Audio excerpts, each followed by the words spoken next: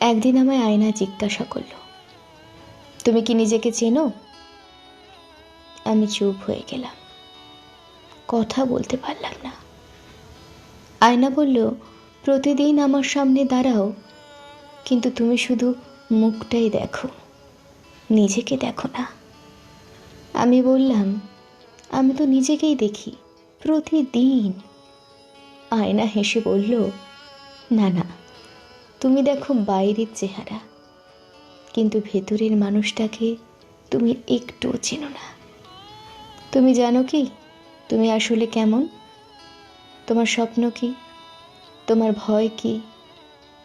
তুমি কি নিজের মতন করে বাঁচছো, নাকি অন্যের মতো হওয়ার চেষ্টা করছো? আমি আর কোনো উত্তর দিতে পারলাম না, কারণ আয়না ঠিকই বলেছে, আমি নিজেকে চিনি না।